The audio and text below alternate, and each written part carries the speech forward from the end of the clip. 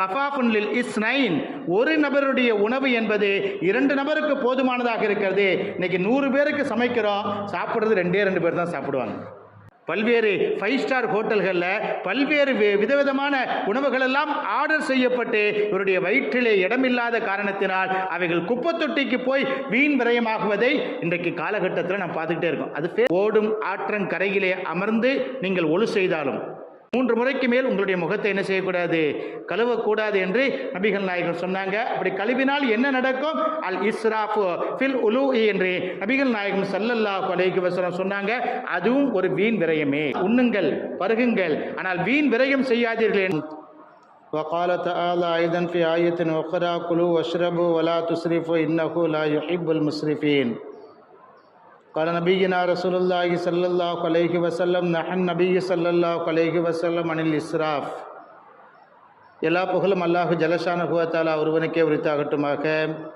அல்லாஹ்வுடைய அளப்பெரும் கிருபை புனிதமான வெள்ளிக்கிழமை ஜும்மாவுடைய தினத்திலே புனிதமான இடத்திலே இறை இல்லத்திலே புனிதமான இறை வணக்கத்தை ஜும்மாவுடைய தொழுகையை நிறைவு செய்வதற்காக வேண்டி நாம் இங்கே அமர்ந்திருக்கின்றோம்.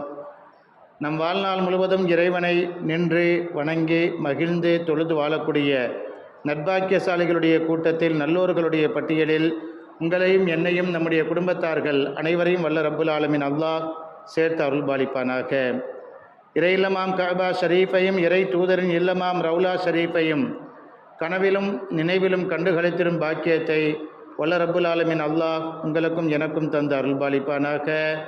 வாழ்வில் ஒரு முறையேனும் கஅபத்துல்லாவை கண்களால் கண்டு தவாப் செய்து ஹஜருல் அஸ்வத் கல்லை முத்தமிட்டு மகாமே இப்ராஹிம் என்று சொல்லக்கூடிய புனிதமான இடத்திற்கு அருகாமையிலே தொழுகை நிறைவேற்றக்கூடிய பாக்கியத்தை அல்லாஹு தஆலா நமக்கு தந்து அருள்பாலிப்பானாக. திருக்குரான் ஷரீஃபிலே அல்லாஹு தஆலா ஒரு வசனத்திலே சொல்லி காட்டுவான், குலு வஷ்ரபு வலா துஸ்ரிஃபு, உண்ணுங்கள், பருகுங்கள், சாப்பிடுங்க, குடிங்க, வலா துஸ்ரிஃபு, வீண் விரயம் செய்யாதீர்கள், இன்னஹு லா யுஹிப்புல் முஸ்ரிஃபீன், அல்லாஹு தஆலா ஒருபோதும் வீண் விரயம் செய்யக்கூடிய மக்களை நேசிப்பதில்லை, நேசிக்க மாட்டான் என்று திருக்குரான் ஷரீஃபிலே அல்லாஹு தஆலா சொல்லக்கூடிய ஒரு வசனம் இருக்கிறது. எவ்வளவு வேண்டுமானாலும் சாப்பிடலாம், எவ்வளவு வேண்டுமானாலும் பருகலாம், குடிக்கலாம், எத்தனை விதமான குளிர்பானங்களையோ அல்லது எத்தனை விதமான தண்ணீர்களையோ நாம் அருந்தலாம். ஆனால் வீண் விரயம் செய்வது இஸ்லாத்திலே தடை செய்யப்பட்ட ஒன்றாக இருக்கிறது. தேவையில்லாமல் சாப்பிடுவது, தேவையில்லாமல் குடிப்பது, இது இஸ்லாத்திலே கூடாத ஒன்றாக இருக்கிறது என்று நபிகள் பெருமானார் ரசூலுல்லாஹி ஸல்லல்லாஹு அலைஹி வஸல்லம் அவர்கள் சொல்லி காட்டினார்கள். அல்லாஹு தஆலா வீண் விரயம் செய்பவரை நேசிப்பதில்லை. அல்லாஹ் யாரை விரும்புகிறான், விரும்பவில்லை என்று குர்ஆன் சில பட்டியலை போடுகிறது. அப்படி அல்லாஹ்வுடைய நேசத்தை பெறாத, அல்லாஹ்வுடைய விருப்பத்தை பெற முடியாத, அல்லாஹ்வுக்கு பிடிக்காத ஒரு ஆள் உலகத்தில் இருக்காங்கன்னா யாரு? யார் வீண் விரயம் செய்கிறார்களோ அவர்களை அல்லாஹு தஆலா நேசிப்பதில்லை, அவர்களை அல்லாஹு தஆலா விரும்புவதில்லை. எந்த விஷயத்திலும் வீண் விரயம் கூடாது என்று குர்ஆனிலே அல்லாஹு தஆலா சொல்லி காட்டுகின்றான். நஹன் நபி ஸல்லல்லாஹு அலைஹி வஸல்லம் அனில் இஸ்ராஃப், நபி ஸல்லல்லாஹு அலைஹி வஸல்லம் அவர்கள் இஸ்ராப் செய்வதை, வீண் விரயம் செய்வதை தடுத்தார்கள், தடை செய்தார்கள். எதிலும் நீங்கள் வீண் விரயம் செய்யக்கூடாது என்று நபிகள் நாயகம் ஸல்லல்லாஹு அலைஹி வஸல்லம் அவர்கள் சொல்லி காட்டினார்கள். எனவே வீண் விரயம் என்பது, நம்ம ஒரு நோட்டில் எழுதுகிறோம், 2 பக்கம் எழுதியிருப்பான், 3 பக்கம் எழுதியிருப்பான் பையன், கடைசியில் பார்த்தா எழுதாமையே அந்த நோட்டு பக்கங்கள் பல பக்கங்கள் நிரப்பப்படாமலே குப்பை தொட்டிக்கு போவதை நாம் இன்றைக்கு பல்வேறு பள்ளிக்கூடங்களிலே பார்க்கிறோம். பல நோட்டுகள் வீண் விரயமாகுவதை, பல பேப்பர்கள் வீண் விரயமாகுவதை, பல்வேறு பொருளாதார செயல்பாடுகளும் பல்வேறு இயற்கை சூழல்களும் வீண் விரயமாக செலவழிக்கப்படுவதையும் செய்யப்படுவதையும் நாம் பார்த்து கொண்டே இருக்கின்றோம். கழிவறையில் இருப்போம், பாத்ரூமுக்கு தேவையான தண்ணீரை தான் பயன்படுத்த வேண்டும். தண்ணீர் சிக்கனம், தேவை இக்கணம் என்று பல்வேறு இடத்துல எழுதி போட்டிருப்பதை பார்க்கிறோம். ஆங்கிலத்தில் கூட சேவ் வாட்டர், சேவ் எர்த் என்று எழுதி போட்டிருப்பார்கள். தண்ணீரை நீங்கள் சேமித்து வைத்தால் பூமியை நீங்கள் பாதுகாக்கலாம் என்று எழுதி போட்டிருப்பார்கள். தண்ணீரை இன்னைக்கு வீண் விரயம் செய்து கொண்டிருப்பதை நாம் பார்க்கின்றோம். தேவையான அளவு தான் தண்ணீரை பயன்படுத்த வேண்டும். நபிகள் பெருமானார் ரசூலுல்லாஹி ஸல்லல்லாஹு அலைஹி வஸல்லம் அவர்களுக்கு முன்னால் ஒரு சஹாபி ஒழு செய்து கொண்டிருக்கிறார். ஒரு சஹாபி என்ன செய்தார்?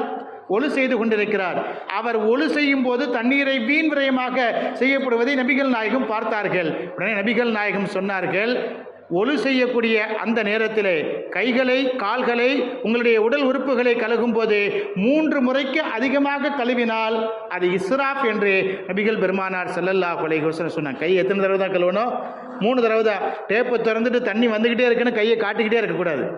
அதனால தான் இன்றைக்கி வச்சுருக்காங்க, கையை காட்டினா தண்ணி வரும், கையை எடுத்துட்டா என்ன ஆயிரும்? தண்ணி நிப்பாட்டணும். அப்படிப்பட்ட டெக்னாலஜிலாம் பைப்பில் வந்துருச்சு. கையை நீட்டும் போது என்ன வரும்?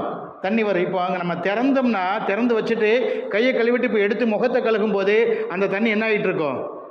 வீணா கீழே சிந்திக்கிட்டே இருக்கும்.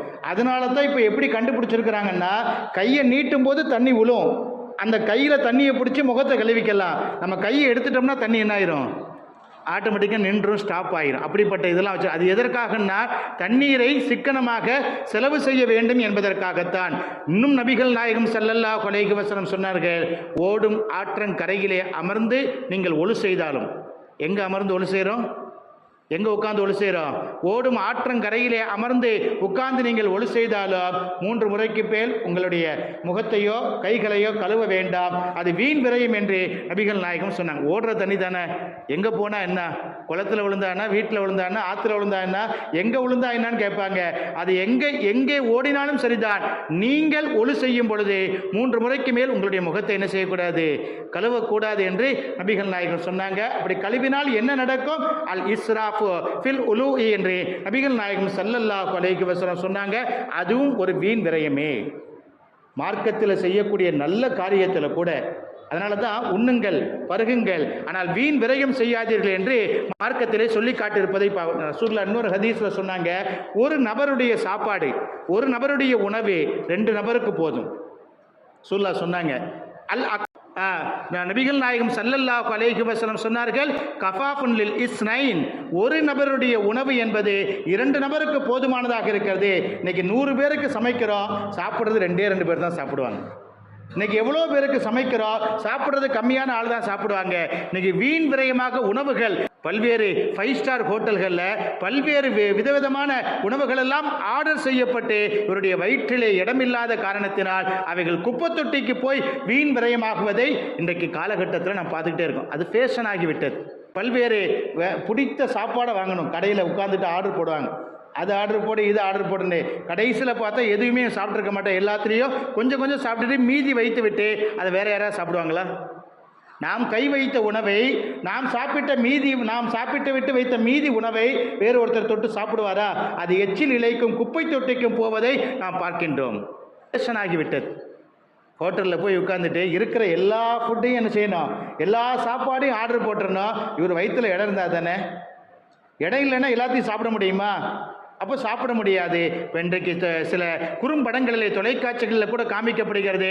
அப்படி மீதமாகிய உணவை சில இயக்கங்கள் எடுத்து போய், சில ஆட்கள் எடுத்துகிட்டு போய் அதை வெளியிலே அமர்ந்திருக்கக்கூடிய உணவே இல்லாத இந்த மாதிரி ஹோட்டலுடைய சாப்பாடையே பார்த்துருக்காத கையேந்தி கொண்டு இருக்கக்கூடிய ரோட்டிலே இருக்கக்கூடிய ஏழைகளுக்கும் எளிய மக்களுக்கும் கொண்டு போய் கொடுக்கக்கூடிய ஒரு அமைப்பு இன்றைக்கு செயல்படுவதை கூட பார்க்குறோம். பசியில்லா தமிழ்நாடு, பசியில்லா ஊர் அப்படின்னு ஒவ்வொரு ஊருடைய பேரை வச்சு ஒவ்வொரு அமைப்புகள் செயல்படுவதை, எங்கெங்கெல்லாம் உணவு வீண் விரயமாகிறதோ அவைகளை எல்லாம் சேகரித்து அது தேவைப்படக்கூடிய மக்களுக்கு எடுத்துகிட்டு போய் கொடுக்கக்கூடியதை நாம் பார்க்கின்றோம். இன்னல்லாஹ் லா யுஹிப்புல் முஸ்ரிஃபீன், அல்லாஹ் ஒருபோதும் வீண் விரயம் செய்யக்கூடிய மக்களை நேசிப்பதில்லை, அல்லாஹ் விரும்புவதில்லை என்று குர்ஆனிலே சொல்லப்பட்டிருக்கக்கூடிய வார்த்தையை நாம் கவனிக்க வேண்டும். நகன் நபியானில் இஸ்ராப், நபி ஸல்லல்லாஹு அலைஹி வஸல்லம் இஸ்ராப் செய்வதை, வீண் விரயம் செய்வதை தடுத்திருக்கிறார்கள் என்பதையும் நம்முடைய கவனத்தில் கொள்ள வேண்டும். எதை செய்தாலும் சரிதான். வீண் விரயமாக சில பேர் பார்ப்பா, ஒரு எழுத்து சின்ன எழுத்து இதாக இருக்குன்னா பேப்பரே கிழிச்சிருவான். பின்னாடி பக்கம் காலியாக இருக்க இல்லை எதுவுமே இருக்க அதெல்லாம் பார்க்கறதே இல்லை. எல்லாத்தையும் கிழிச்சு அப்படியே தூரத்துக்கு போட்டுறது. நோட்டை வீண் செய்வது, எழுதக்கூடிய பேனாவை எழுதுகோலை வீணாக பயன்படுத்துவது, மையை வீணாக பயன்படுத்துவது, அனைத்திலும் வீண் விரயம் இருக்கிறது. நாம் உபயோகப்படுத்தக்கூடிய விண் விசிறிகளிலே இருந்து, நாம் உபயோகப்படுத்தக்கூடிய எலக்ட்ரிசிட்டி பொருட்களில் இருந்து லைட்டு தேவையில்லாம், ஒரு லைட்டு போட்டால் போதும். ஆனால் 10 லைட்டு என்ன செய்யறது? போடுறது. இதில் போட்டால் நம்ம பயன்படுத்தியதற்கு பிறகு என்ன செய்யணும்? மறந்துட்டேன் சார், பார்த்தா 10 லைட்டு 10 ஃபேன் என்ன செய்யும், ஓடிக்கிட்டே இருக்கு. அது வீண் விரயமாக. ஒரு ஆள் இருந்து அவருக்கு காற்று போய் ஒரு மனிதருக்கு அது பிரயோஜனமாக இருந்தால் பரவாயில்லை. ஆனால் நாம் இயக்கிய, நாம் நமக்காக சொகுசாக நாம் உருவாக்கி வைத்திருக்கக்கூடிய அந்த மின்விசிறியை நாம் சொகுசாக அமர்ந்து விட்டு அப்படி என்ன செய்யறது, அது வீடாக இருக்கட்டும் எங்கேயா இருக்கட்டும், அது ரீல்ஸ்லாம் வரதை பார்த்துருக்கோம். ஒரு ஆளை கூப்பிட்டு இங்கே வா, யாருக்காக ஃபேன் ஓடிட்டுருக்கு, எதுக்காக ஓடிட்டுருக்கு, வீட்டுக்கு யாராவது வந்திருக்காங்களா அப்படின்னு கேட்டு அடிக்கக்கூடியதையெல்லாம் நாம் பார்க்கின்றோம். அப்போ வீண் விரயம் என்பது அனைத்திலும் இருக்கிறது. செப்பல் பார்த்தா விதவிதமாக வாங்குறது, செருப்பு விதவிதமாக, இதுக்கு ஒரு செருப்பு அதுக்கு ஒரு செருப்பு, ட்ரெஸ்ஸுக்கு மேட்சாலாம் இன்னைக்கு செருப்பு போடக்கூடிய விதவிதமாக வீண் விரயம் செய்யக்கூடியதை எல்லாம் நாம் பார்க்கின்றோம். எதற்காக வீண் விரயம் செய்கின்றோம் என்பதை நாம் நினைத்து பார்க்க வேண்டும். அதற்காக கஞ்சத்தனமும் செய்யக்கூடாது. செலவு செய்ய வேண்டியதற்கு நாம் செலவு செய்ய வேண்டும். அதற்காக அனைத்தையும் அணைத்து விட்டு லைட்டு ஃபேன் எல்லாத்தையும் அணைச்சிட்டு இருட்டுக்குள்ளேயே உட்கார்ந்துருக்கூடாது. நபிகள் நாயகம் சொன்னாங்க, இருட்டில் தொழாதீர்கள். கரண்ட் இல்லை, எலக்ட்ரிசிட்டி இல்லை, பவர் இல்லை, ஏதோ காரணத்திற்காக வேண்டுமானால் இருட்டில் தொழலாம். வேண்டுமென்றே ஒருவர் என்ன செய்யக்கூடாது, இருட்டில் தொழக்கூடாது என்று சொன்னார். ஏன் அப்படி தடை செய்தார்கள் என்று சொன்னால், இருட்டிலே ஒரு மனிதர் தொழுது கொண்டிருக்கும் பொழுது அங்கு அவருடைய அருகாமையில் இருக்க ஏதேனும் விஷ ஜந்துக்கள் கூட அவரை தீண்டி விடலாம். தொழுகைக்கு வந்த இடத்துல அவருக்கு இப்படிப்பட்ட ஒரு கேடான்னு ஏதோ நிகழ்ந்து விடக்கூடாது என்பதற்காகத்தான் இருட்டிலே தொழாதீர்கள். தொழுகைக்கு நிகழ்த்துவதற்கு வெளிச்சம் தேவையில்லைதான். நம்ம கையை வச்சு தான் இல்லை கீழே குனிய போகிறோம், சஜிதா செய்ய போகிறோம், எல்லாம் தெரியும். ஆனால் ஏன் இருட்டிலே தொழாதீர்கள் என்று சொன்னார்கள்? வேறு ஏதேனும் உங்களை நிகழ்த்து விஷ ஜந்துக்கள் உங்களை தீண்டிவிடக்கூடும் என்பதற்காகத்தான். செலவு செய்ய வேண்டியதற்குத்தான் செலவு செய்ய வேண்டும். தேவையில்லாத விஷயத்திற்கு செலவு செய்யக்கூடாது என்று நபிகள் நாயகம் ஸல்லல்லாஹு அலைஹி வஸல்லம் சொன்னார்கள். இன்னைக்கு நீங்கள் ஒரு விஷயத்தை சேமித்து வச்சிங்கன்னா நாளைக்கு அது உங்களை பாதுகாக்கும். இன்று நீ சேமித்த ₹1 நாளைக்கு உன்னை பாதுகாக்கும். இன்றைய சேமிப்பு நாளைய பாதுகாப்பு என்று சொல்லப்பட்டதை எல்லாம் நாம் பார்க்கின்றோம். சிக்கனம் என்பது கஞ்சத்தனம் அல்ல, சேர்த்து வைப்பது என்பது கஞ்சத்தனம் அல்ல, அது செலவழிக்கக்கூடிய பண்பாடு, செலவழிக்கக்கூடிய விதம் என்று சொல்லி வைத்திருப்பதை கூட நாம் பார்க்கின்றோம். சிறுதுளி பெருவெள்ளம், சிறுதுளி பெருவெள்ளம், சின்ன சின்னதாக சேர்த்து வைக்கக்கூடியது தான் ஒரு பெரிய வெள்ளமாக. மலைகளிலே பெய்யக்கூடிய சிறு சிறு மலை துளிகள் தான் பெரிதாக உருவெடுத்து அது அருவியாக கொட்டுவதை பார்க்கின்றோம். கடலாக பெரிதாக உருவாகி இருப்பதை பார்க்கின்றோம். ஆறாக குளமாக ஓடுவதை பார்த்திருக்கின்றோம். சிறு துளியாக பெய்த மலைதான் இன்றைக்கு பெரிய வெள்ளமாக உருவெடுத்து பல நாட்டையே அளிக்கின்றது. எனவே நாம் சேர்த்து வைத்த சிறிய சிறிய துளிகள், சின்ன காசாக இருந்தால் தேவையினா தான் செலவழிக்கணும், தேவையில்லைன்னா என்ன செய்யணும், பாக்கெட்லேயே வச்சிருக்கூட. பாக்கெட்டில் வச்சா செலவு பண்ண தோணும். அதை எப்படி சேமிக்க வேண்டுமோ அதற்கான வழியிலே அதை சேமித்து வைக்க வேண்டும். வரவு அறிந்து தான் செலவு செய்யும். நமக்கு எவ்வளோ கிடைக்கும், நமக்கு எவ்வளோ இருக்கு, நம்மள்கிட்ட எவ்வளோ இருக்கு, அதன் அடிப்படையிலே வரவை அறிந்து செலவு செய்வது என்பதற்கு பெயர்தான் சிக்கனம். அதே போன்று செலவை அறிந்து வரவை சேமிப்பதும். எவ்வளோ செலவு இருக்குது அப்படிங்கிறத பின்னாடி உள்ள காலத்தில் இன்றைக்கி இருக்கா அப்படின்னு எல்லாத்தையும் அப்படியே செலவழிச்சிட்டு அடுத்த நாள் ஒன்றுமே இல்லாமல் அப்படியே குடுறா அப்படின்னு கேட்டுக்கிட்டு இருக்கக்கூடாது. நமக்கு என்னென்ன செலவுகள் எல்லாம் வரப்போகிறது என்பதை அறிந்து நமக்கு வரக்கூடிய அந்த வரவு ₹1 இருந்தாலும் அதை சேர்த்து வைப்பது, சேமித்து வைப்பது தான் நற்குணம் என்று சொல்லி இருப்பதை நாம் பார்க்கின்றோம். 1924 ஆண்டு முதல் அக்டோபர் 31 உலக சிக்கன நாளாக கொண்டாடப்படுகிறது. இன்னைக்கு அக்டோபர் 31. அக்டோபர் 31 உலகத்தினுடைய சிக்கன நாளாக இந்த சிக்கன நாள் ஏற்படுத்தப்பட்டதற்கு பிறகுதான் அனைத்து வங்கிகளும் செயல்பட ஆரம்பித்தது. அதுக்கப்புறம் தான் வங்கியில் சேமித்து வைக்கணும், டெபாசிட் பண்ணணும், ஆர்டி எஃப்டி இது மாதிரியான விஷயங்கள் எல்லாம் உலகத்தில் உருவாகி. இன்னைக்கு பேங்கே இல்லைன்னு வச்சுக்கோங்க, எல்லாரும் அவன் கையில் வச்சிருக்கான சேமிப்புங்கிற ஒரு பழக்கமே இருந்திருக்காது. சேமிப்புங்கிற ஒரு பழக்கமே இருந்திருக்காது. நமக்காக வாழ வேண்டும், நம்முடைய பிள்ளைகளுக்காக வாழ வேண்டும், அடுத்த தலைமுறைகளை பிறரிடத்திலே கையேந்தக்கூடிய அளவிற்கு நீங்கள் விட்டு விட்டு போகாதீர்கள் என்று நபிகள் நாயகம் ஸல்லல்லாஹு அலைஹி வஸல்லம் சொன்னார்கள். உங்கள் பிள்ளைகள் அடுத்தவர்களிடத்திலே கையேந்தக்கூடிய நிலை வந்துவிடக்கூடாது.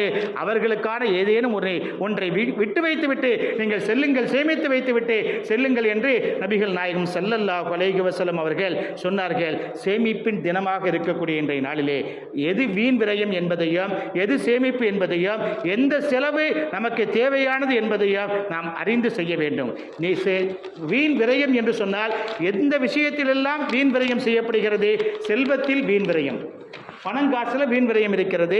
அது மாதிரி பாவம் செய்யறதுல வீண் விரயம். எவ்வளோ பாவம் செய்கிறோம், டிவி பார்க்குறோம் அல்லது வேறு ஏதேனும் விஷயத்தில் நம்முடைய நேரங்களை எல்லாம் பாவத்திற்காக நாம் பயன்படுத்துகிறோம். ஆனால் நன்மையின் பால் நம்முடைய நேரத்தை செலவழிப்பதில்லை. எனவே நம்முடைய நேரங்கள் பாவத்தின் பக்கம் செலவு செய்வதிலிருந்து பாதுகாக்கப்பட்டு நன்மையின் பக்கம் அதிகமாக செலவு செய்யப்பட்டால் அந்த சேமிப்பே உங்களை மறுமையினுடைய சொர்க்கத்தின் பக்கம் அழைத்து செல்லும் என்பதை நாம் உணர்ந்து கொள்ள வேண்டும். ஒரு மனிதன் சேமிக்கக்கூடிய மிகப்பெரிய சேமிப்பு எதுவென்று நபிகள் நாயகத்திலே கேட்கப்பட்ட பொழுது அவன் சொர்க்கத்திற்காக உலகத்திலே எதை சேமித்து வைத்திருக்கிறானோ அந்த சேமிப்பு தான் மிகப்பெரிய சேமிப்பு என்று, சொர்க்கத்திற்காக இங்கேயே நீங்கள் சேமித்து வைத்துக் கொள்ளுங்கள், சொர்க்கத்தை தேடிக்கொள்ளுங்கள் என்று நபிகள் நாயகம் ஸல்லல்லாஹு அலைஹி வஸல்லம் சொன்னார்கள். எனவே அத்தனை விதமான வீண் விரயத்தை விட்டோம். இன்னல்லாஹு லா யுஹிப்புல் முஸ்ரிஃபீன் என்று அல்லாஹ்வே தன் நாவால் சொல்கிறான். வீண் விரயம் செய்யக்கூடிய மக்களை அல்லாஹ் நேசிப்பதில்லை என்று. அப்படிப்பட்ட ஆட்களாக நாம் மாறுவதிலிருந்து, அப்படிப்பட்ட மனிதர்களாக நாம் ஆகுவதிலிருந்து அல்லாஹு தஆலா நம்மை பாதுகாத்து உலகத்திலே எதற்காக நாம் வந்திருக்கின்றோமோ, எதற்காக நம்மிடத்தில் எது கொடுக்கப்பட்டிருக்கிறதோ அதை உரிய முறையிலே நல்ல முறையிலே செலவு செய்து சேமித்து வைத்து உலகத்தில் வாழக்கூடிய பாக்கியத்தை அல்லாஹு தஆலா உங்களுக்கும் எனக்கும் தந்த அருள்பாலிப்பானாக. வாஹிர் தஅவானா அல்ஹம்துலில்லாஹி ரப்பில் ஆலமீன். அஸ்ஸலாமு அலைக்கும் வரஹ்மத்துல்லாஹி வபரகாத்துஹு.